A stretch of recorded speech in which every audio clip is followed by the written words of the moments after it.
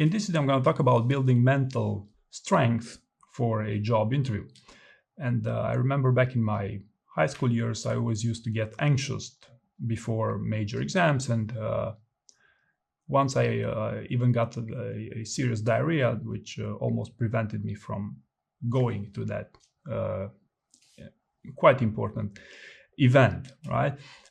So basically, I'm going to focus on a number of items, 3 or 4 items, which you could consider to help you in this context. And the first one would be time. Okay, so is time your friend? Do you have time to build on that mental strength? Because mental strength usually builds over time, right? So if time is your friend, what you could consider here is, maybe have a get back down to earth shock by someone, if your interviewing skills aren't that good, and make you realize that, hey, I really have to improve on my interviewing skills to be able to perform better, right? So if you're 2 weeks or more before your interview, this interview shock will also help you to eventually build your mental strength to perform better in subsequent events, right?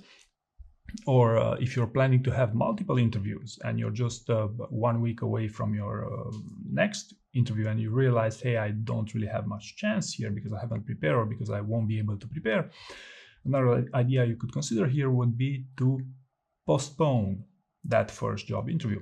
And again, I'm talking in the context of building mental strength, because what happens if you postpone the first one, at least you didn't go in there to perform poorly and eventually discourage yourself and eventually get into some stress loop or depression or stuff like that, right? So if time is on your end and you have a ton of time, you should know that mental strength usually builds over time, right? Little by little, consistently, and this always works.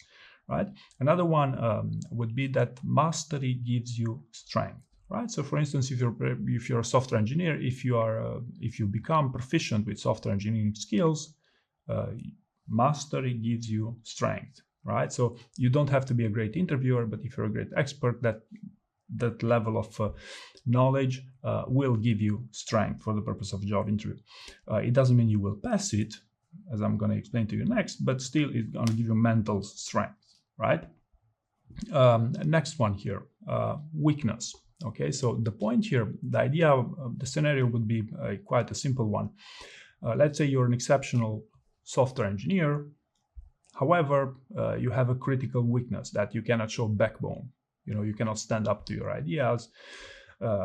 You cannot really support your ideas in conversations with others, with your managers. So basically, even if you're a subject matter expert, you have a critical flaw in your qualifications here, in your soft skills, if you want. So the idea here is that if you want to build mental strength and do well in the actual job interview, you should focus on fixing your weakness, right, before that interview happens, right? So in this case, when I said that, hey, you did reach mastery with your subject matter expertise, software engineering in this case. However, you cannot show backbone, right? So you should work on that showing backbone skills prior to that job interview. I don't know. There are many ways to achieve this, but the idea is to fix your weakness before the actual interview happens so you can perform well within that specific job interview. Because what happens here nowadays, unless you are they are just hiring you for your primary skills, which rarely happens. They could also be super interested in your soft skills or in your ability to show backbone in these interviews, also in your interpersonal skills and so on and so forth.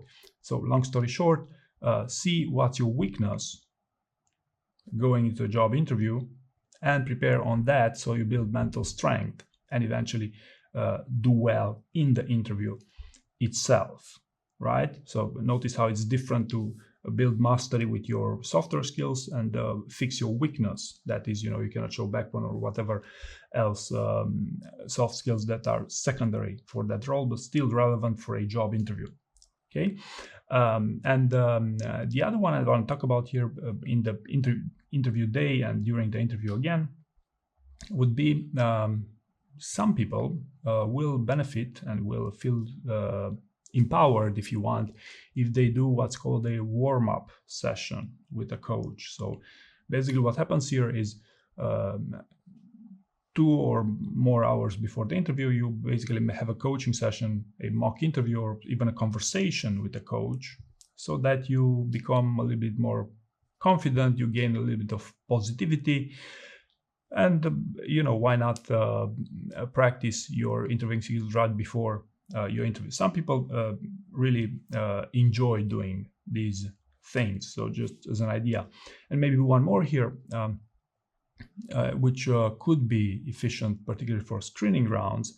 If you have interview nerves and you really feel like it's shaky, situation is quite shaky, then you could project yourself. You could speak as if you were already in the job, right? So it is a little bit of bluffing. That's what I'm saying. It's most appropriate for screening rounds. But if you want to show as a little bit more confident, if you want, a piece of advice I've heard is you could also speak as if you were already in the role you're applying for, right? So I hope you found this information useful, and thank you very much for watching.